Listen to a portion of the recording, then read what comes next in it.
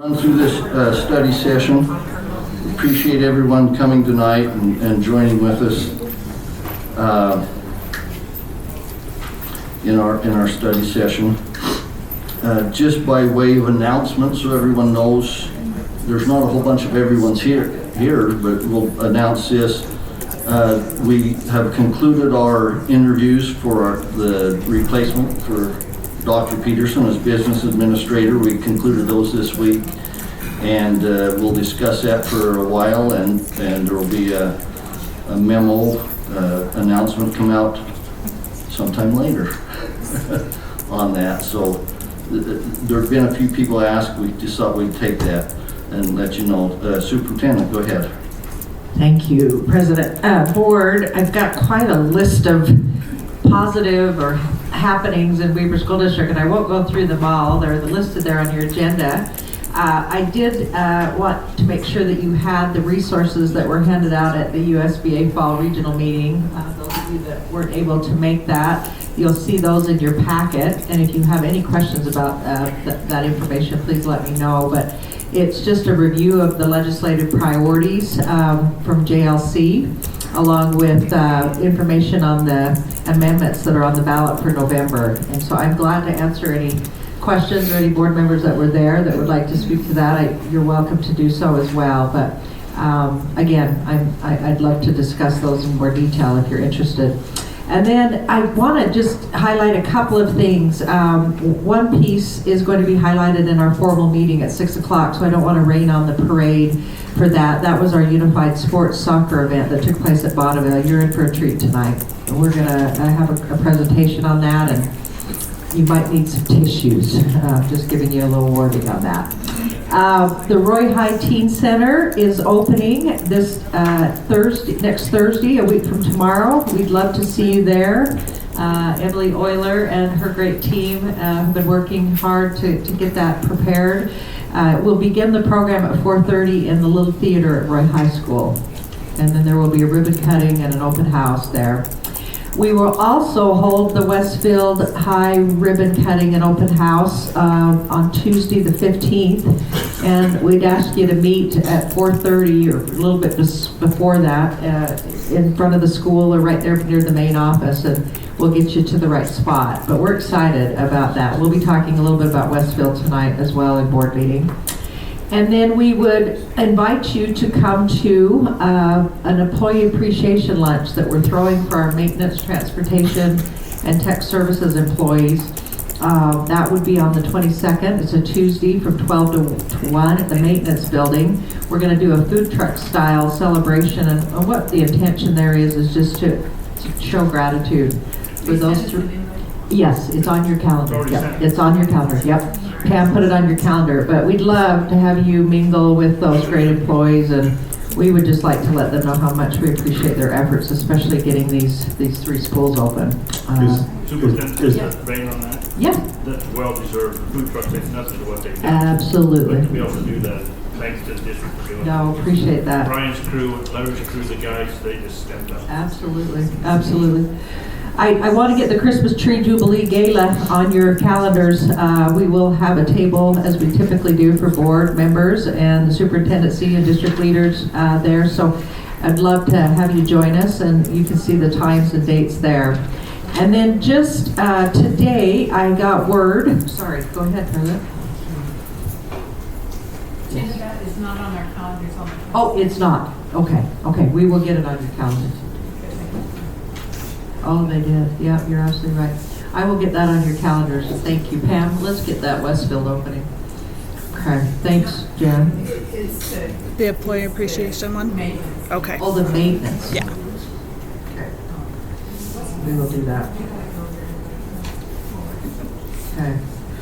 All right. Do I get a calendar invite for that maintenance lunch? Robert, we wouldn't leave you out. Where there's food, Robert will be, so yes, we'll get you involved, Robert. All right.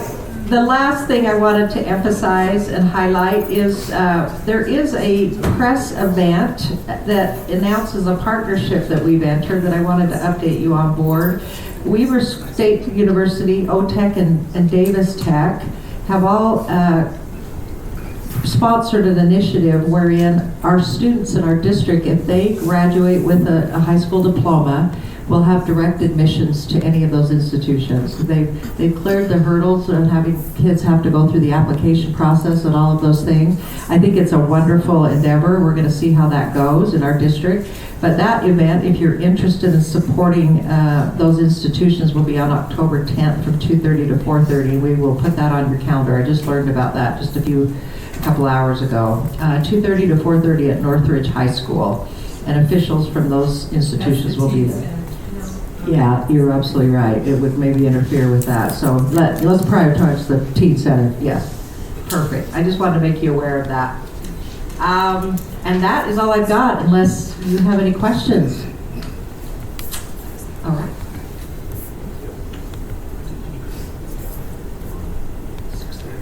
So on the Westfield High School ribbon cutting, we've got listed there 4:30 to 6. Would you make a note? That's going to run 4:30 to 6:30. 4 to So 6:30. we're just gonna go on the flyer. Yeah. It's So we need to be there at 3:30? the 4, yeah, so I would recommend that you're there at least by 3:45. It starts at 4, and we will change that on your calendar. Looks like the flyer is different than what we have.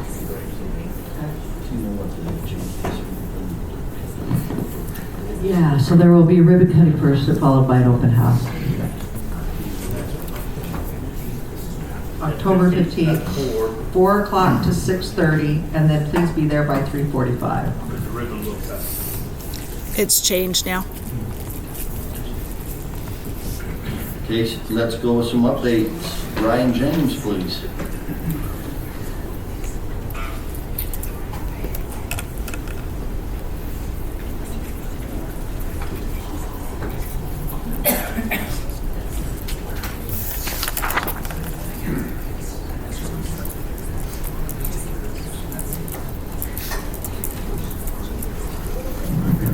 Good evening, board.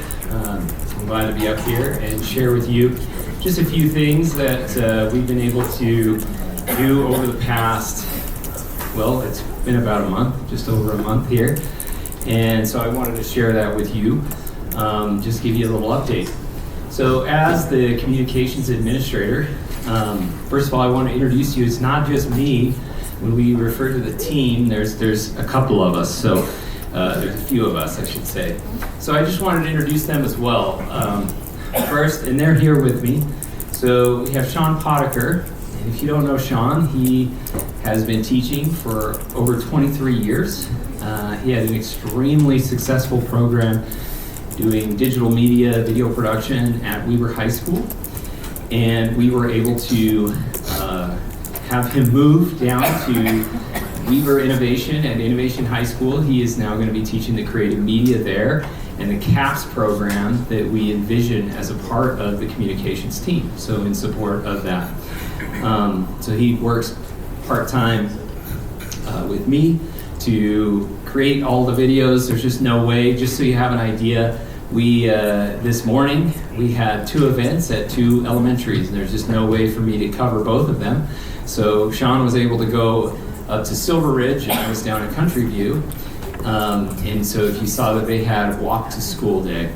And then also we have Amber Hodges, who she is a part-time teacher at Weber High School, an English teacher, and she does a fine job teaching, but on the side, her other gig is she does social media, and she is quite successful in that. And as you can tell by the photos, you know, she presents herself quite well and understands social media a little better than we do. So anyway, I get her for a few hours, and she helps us to, each week, she helps to kind of guide and aids us in maximizing our reach. That is probably the best way to phrase it. She understands the algorithms and the way social media and the best way to engage with our audience. And the beautiful thing here is each one of us, we all are or have been classroom teachers. So we understand education. We also all have worked in Weber School District, so we know and we love the district. And that is the best part about this job. We get to go out and we get to share the wonderful stories that are everywhere. And so we want to show you a quick highlight reel.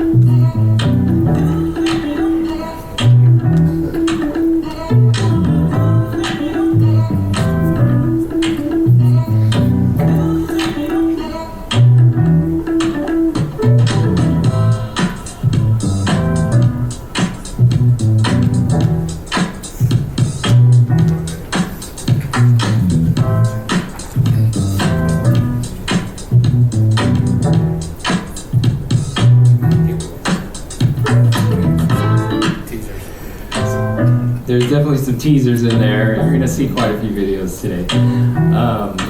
But just so you have a clue,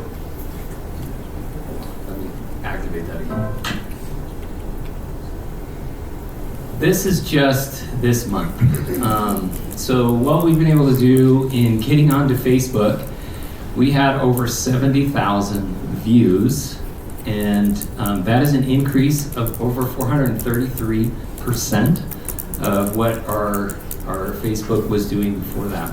That also includes almost 4,000 interactions. Now, interactions are where they actually do something with the content. They share it, they comment, they like, they make sure that they're spreading that message as well. That is an increase of 1,100%. And so when we talk about engagement, social media is definitely a way to do that, is to share.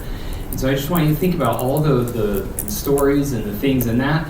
What we showed you there was the video, which just to look at the YouTube, we have posted, and I think we're competing with even bigger districts who have actual, there's more than 12, 15 people on their team. And I think we've outproduced, in some cases, those districts. So, but in the month of September, we're just talking September, which we just finished, over 1,100 views. This is an increase of over 256% in the past, with watch time of 35.4 hours. Now, when you think about that, it doesn't sound like very much, but when our videos are only 2 minutes in length, that is a long time. And the average duration a user sits on our content is almost 2 minutes. So we're almost getting everyone to watch the entire video. That's impressive. And that is an increase of over 511%. So hopefully you see that there are good things happening in our district. You already know that because you're here and you get to see these things. But now we're sharing those with the community in a better way. Now, just to add to this, some of our goals, we want to increase our student involvement in this. We want to have interns help and a CAPS program to also be involved. And we have some interns lined up, and the CAPS program will begin starting next semester. We'll start to begin that process. We're also rolling out a new website that allows social media sharing as a part of it. So Apogee and ThrillShare is a new product that you will see that will also increase our ability to reach on a school level and on a district level. We'll be able to tell those stories easier and better. And then beyond that, we'd like to add a brand ambassador, somebody at each school who is in charge of telling those positive stories, seeking them out and sharing them, so that we have somebody on the boots or on the ground, boots on the ground at every single school, that they can look and see what's going on, and we will not miss all the amazing things that are going on. And that will also involve like our master calendar and some of those things we're working on. And then finally, we would love to create content that not only boosts Weber School District and our teachers' morale and what they're doing, but also something that we feel that other districts would turn to and go, we want to show you this inspiring video. And where that inspiring video, we want it to come from Weber School District. So that is one of our final goals. We want to create content that other people look at as a lighthouse for public ed in general. And that's it. So, you guys have any questions? I don't have a question, I just have a comment. I just want to say thank you. I've noticed as a parent looking at our Facebook page, up until the last month, I think we've posted like maybe once a month, maybe once every other month. And in the last month, it's been daily or every other day. And I think it's super important that we're getting all the good news, not just we had a snow day, we have a delay for 2 hours, because we know that those posts are highly engaged, but it's also usually not positive. So I think it's really great that we have positive communication where people are getting to know the good things in the district. And I've noticed that in the last month. And I think it's something that a lot of our individual schools have PTA pages where they can talk more directly with that particular school, but this is great content for them to also use on their parent pages. So I just wanted to say thank you, and I've noticed a huge difference. Thank you. We couldn't agree more. We have wonderful staff, we have wonderful teachers, we have wonderful students. We just need to let everyone know. Great job to everybody. I've tried to watch board meetings on YouTube, but whoever runs that meeting is a drone and it puts me right to sleep.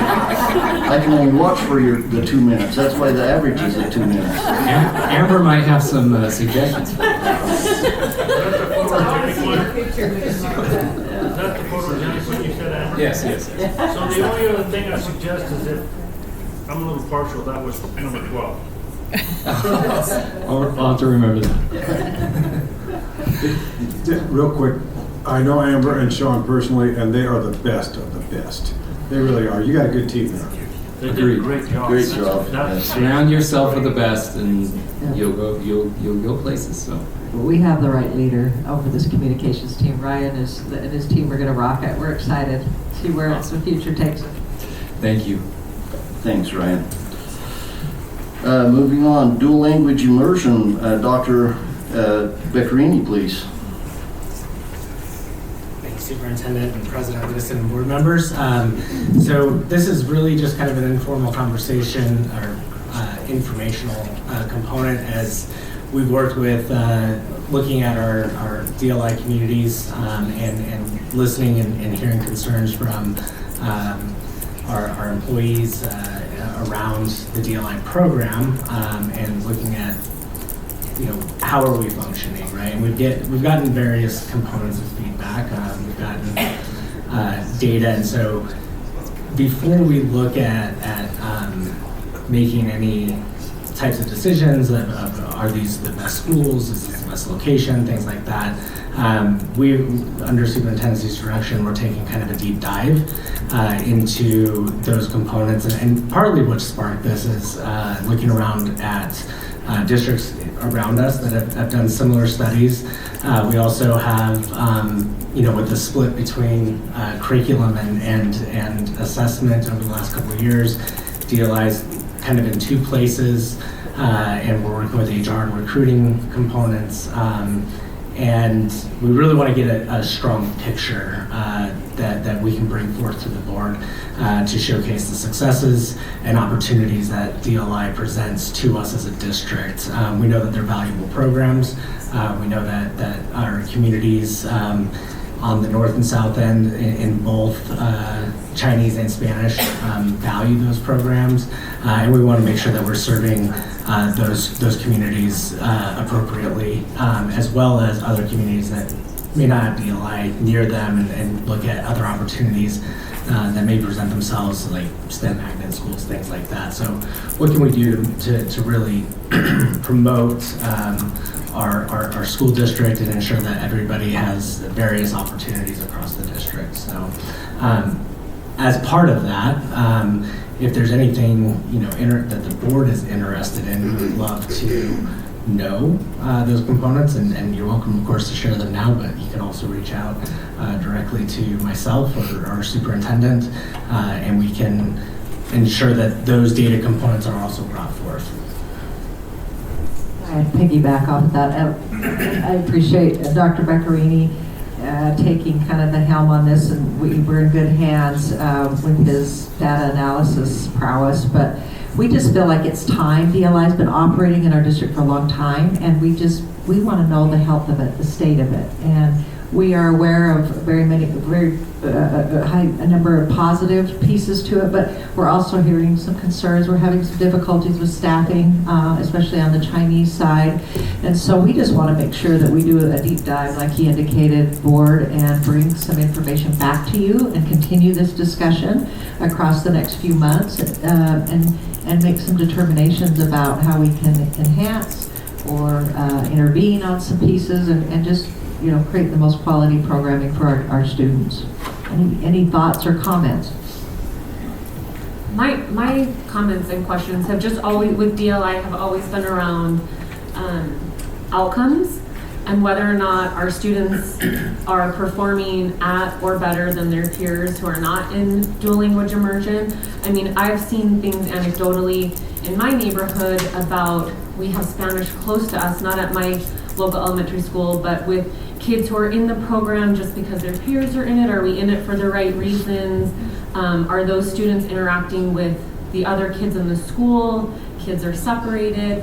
And then we've seen a huge issue with boundaries when we've tried to, for example, lower the numbers at Majestic Elementary, but we can't because of dual language immersion, or people thinking that that's the only way to go, because if you're not in that class, then you're in a class with kids with low performing classes. So I think those are the things that I'm interested in, as well as the Chinese. So looking at outcomes and what's the real reason why kids are participating or families are choosing to participate in DLI. Yeah, and that'll be a part of our component, looking at multiple facets of data, right? Not just like Apple data or end of year RISE data, but how are they performing with literacy and math across the board, and also taking that all the way up into our junior highs and high schools, right? And getting a comparative analysis to the state data that would be available to us. Obviously, I've got more access to our own data here.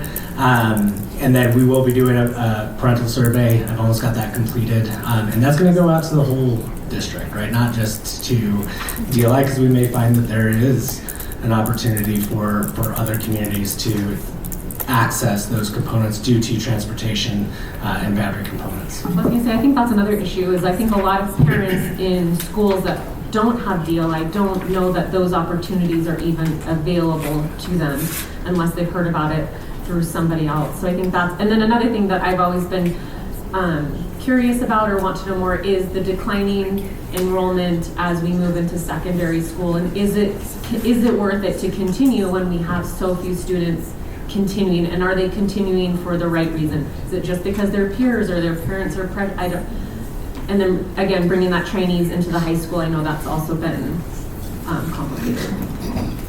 Yeah, Board Member Larson, those are the very things we've been talking about as well. So we'll have an ongoing conversation, probably in this setting, if that's okay, President, with the board, and bring your questions and concerns, but we'll be sharing those data points as we go. Okay. Thank you. Thank you. Appreciate that. Employee survey, Nicole Mivas, please.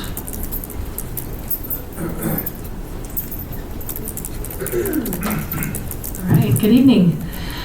So Brian and I have been able to work together as part of the Elevate 28 for the employee engagement survey. So we were able to join with a committee to look at what that survey should look like. And so we're excited, thank you. So we're excited in HR because this is one of the positive things that we get to do in our department is to better understand what our employees' needs are and how we can help. So under Elevate 28, talent engagement section, is where a lot of this information will be helpful as we better understand how to address the needs of our employees in all of our employee groups. So kind of the why behind it is, or the who behind it is all employees in Weber School District, every employee group will be sent this survey to better understand, and Brian's going to go over the questions and why we came up with those questions. Because in Elevate 28, the talent engagement, the goal is that we will send out a yearly survey to gather that information and continually obtain feedback from our employees as we work through how to help better support them. So all employees, what are we looking for? We're looking at wellness, workload, and leadership. When will this go out? We are planning on sending this survey out tomorrow morning, and it'll be open between October 3rd and October 10th. And then how it will be an anonymous link. We find that it'll be important to hopefully help employees feel comfortable being able to share honest feedback. So as a committee, we really discussed what those questions should look like. We want to be able to have enough information that we know how to address it, whether they're a certified employee, classified, and Brian will go through those questions. And then the why is just again around that continuous feedback that we're receiving for our employees so that we can better understand how to build those supports and the programs and systems within our district.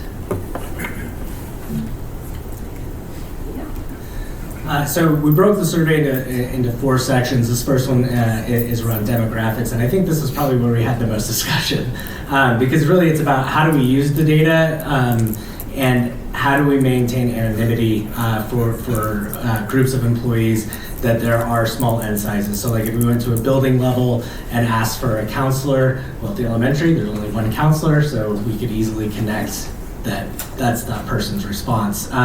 So we opted at the end of the day to go quite broad in 3 areas. So certified versus classified, and then looking at how long they've worked in the school district. We mirrored this after the exit survey. That's how we came up with those years that is already in play here in Weber School District. And then working with the committee, we opted to look at elementaries, junior highs, high schools, and districts.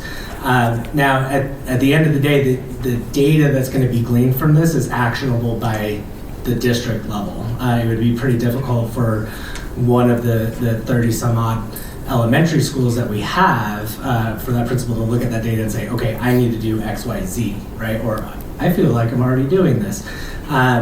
So it's kind of at our level up here, but as you know, Elevate 28 is not a one and done, right? So based on this data, we may be able to obtain ways to change how we're asking these demographic questions and tailor it to specific groups based on the response. And then, of course, it'll be actionable for us at district leadership level. And superintendents got some examples of how other superintendents have utilized this data. For the questions, the structure is the same for the next 3 sections based on wellness, workload, and leadership. We did a 4-point Likert scale, partly because I don't like neutral. I make a decision whether you strongly agree or disagree. Neutral is difficult data to determine where folks are at.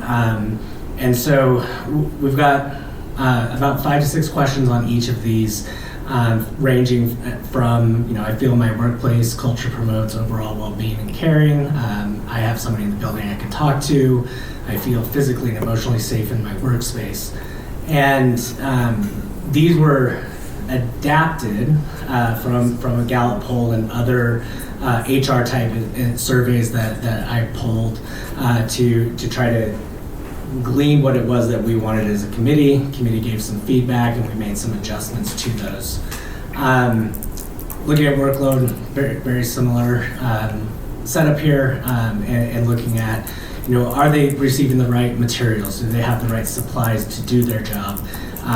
Do they have enough time to complete their tasks and responsibility? Is workload distribution fair and balanced? And this will give us insight into how our employees feel in relation to the job that they've been hired to do. And then lastly, this will be some opportunities for us with coaching on a whole group for leadership, both at district and building levels, but really do I feel comfortable enough to go to my supervisor with concerns, right, or questions, and whether or not I'm getting enough professional, individual growth in my profession, whatever that may be, right, whether it's in tech services, operations, the classroom, and looking at things like my supervisor provides helpful guidance when I'm facing challenges, and I'm getting the support that I need.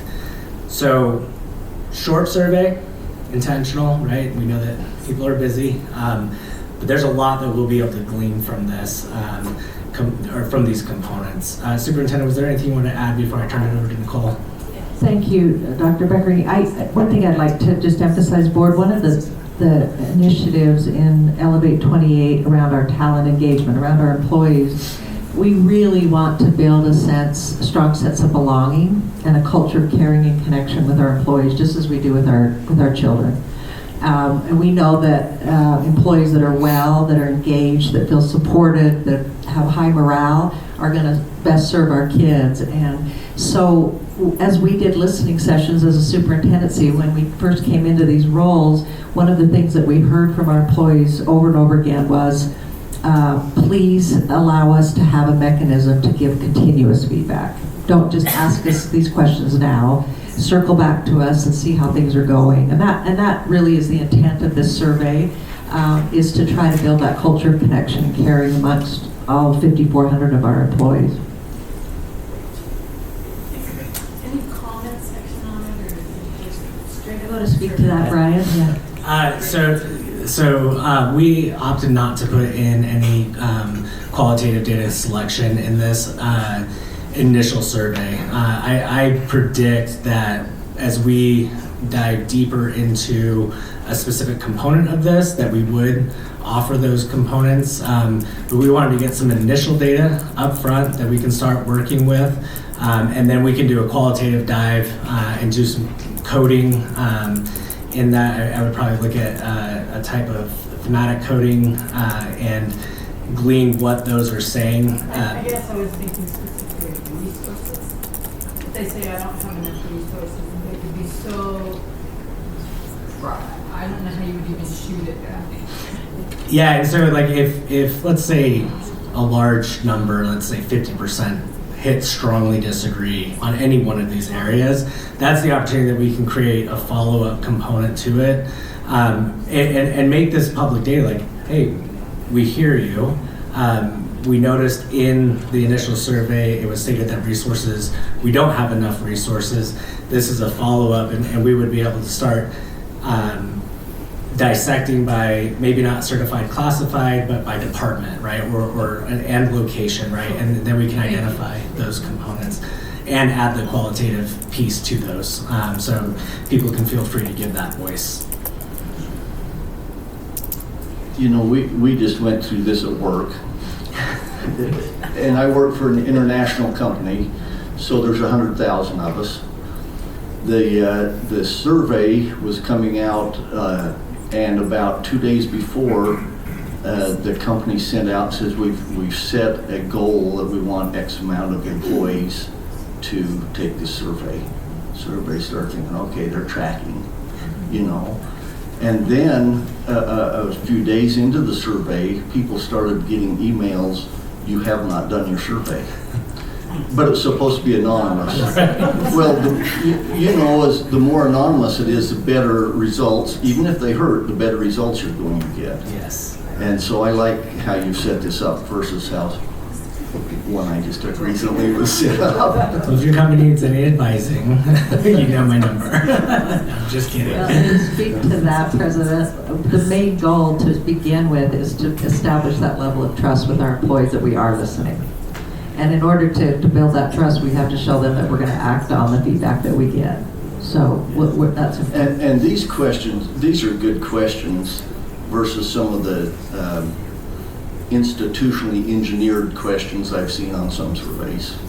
Yeah, you know, and not to knock any surveys, there's research behind how these questions are developed for various reasons, and I'm sure intelligent people are behind that.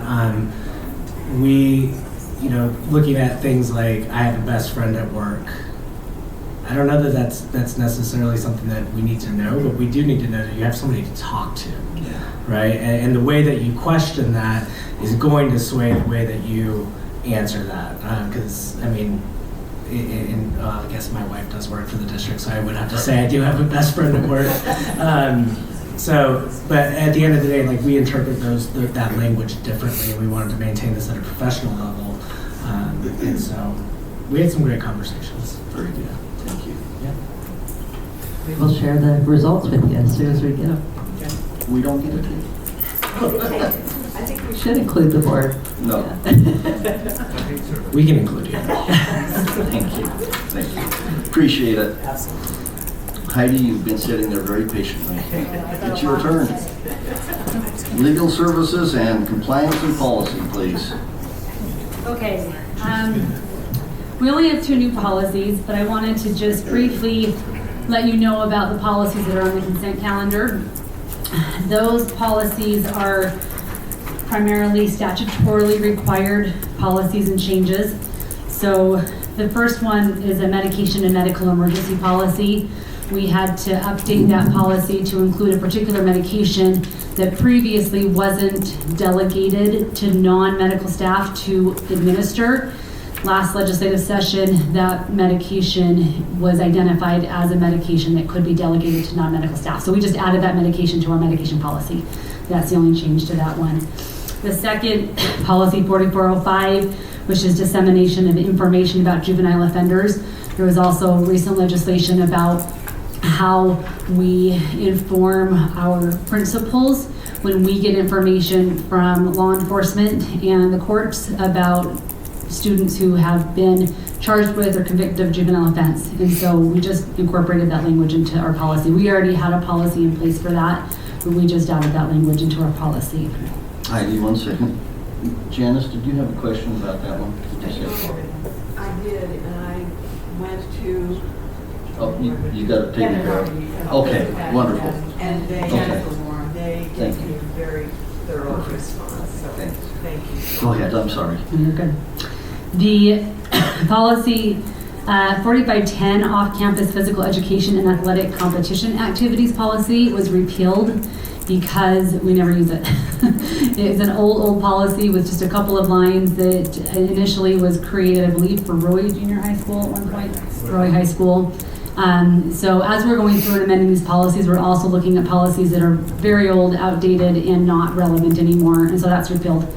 We also had a student meetings policy that was repealed because we incorporated it into our student organizations policy. The student meetings policy had like 3 lines that said, here's where student groups, here's when student groups can meet and here's when they can't meet.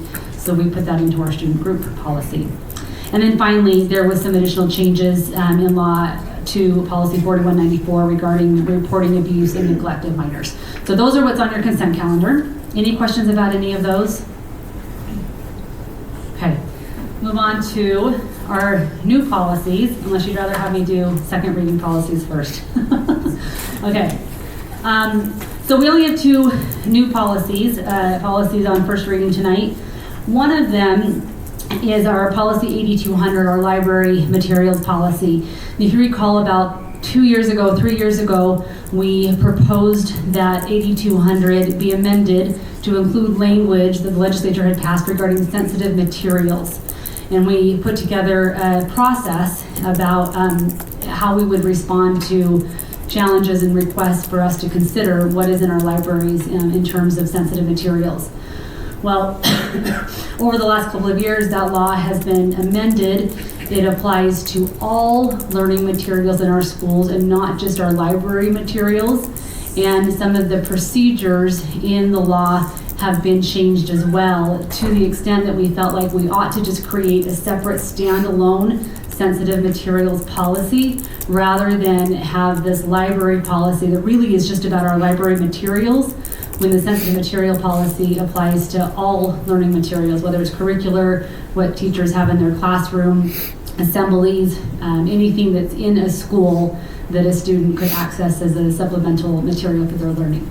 So those are the changes. 8200 just took out everything about sensitive materials and really reduced the process of challenging library materials to talk to the librarian, talk to your principal if you have concerns about a library book or other material in the library being overly violent, having too much profanity, all of the things that parents might be concerned about, separate and apart from pornographic or indecent material. So the library material policy has been reduced and the process has been made more simple because we don't have to go through an extensive process when it's not sensitive material. That's 8200.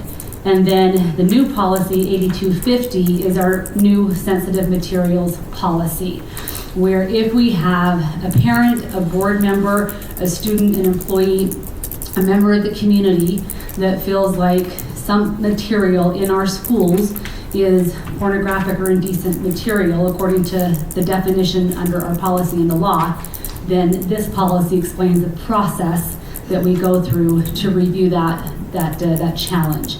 And I don't want to spend forever walking through this process, but I do want to draw your attention to section 5, if you have it in front of you, starting on page 3, that just explains a little bit about the process. This last legislative session, the legislature broke down the definition of sensitive material to sensitive material that is objectively sensitive and sensitive material that is subjectively sensitive. Material that is objectively sensitive material is material that meets a particular definition of the criminal code that is graphic or indecent description of certain acts, including acts that are description or depictions of certain sexual acts. And if there are provisions or parts of a book or any other learning material that includes that particular type of description, then that is objectively sensitive and we will remove it. If it doesn't contain specific descriptions identified in the law, then we will go through a secondary review to determine if it's considered sensitive material on a subjective level. The law also requires an initial review. Our policy creates a sensitive materials review committee and then an executive subcommittee that is made up of myself and Nick Harris as the Director of Digital Teaching and Learning. We will review on an initial determination the request coming in to see if it meets the basic requirements of the law, and then if it does, we move it to the Sensitive Material Committee. The last point I wanted to draw your attention to involves you, the board, and that is on page 5, where it talks about appeals. If anyone, after the Sensitive Review Committee makes a determination, if anyone doesn't agree with that determination, they can request an appeal. And that appeal by statute goes to the board. The statute requires the board to review the appeal and make a determination in public meeting. For our purposes, the Policy Review Committee met and determined that it might be more practical for the board to have the option of assigning the appeal to an appeal committee to review the work and then make a recommendation to the board. Otherwise, the board is in the position of having to review the work in open session and have a full discussion in open session and make determinations and have what could be a very, very lengthy meeting and determination about whether or not the appeal ought to be upheld or overturned.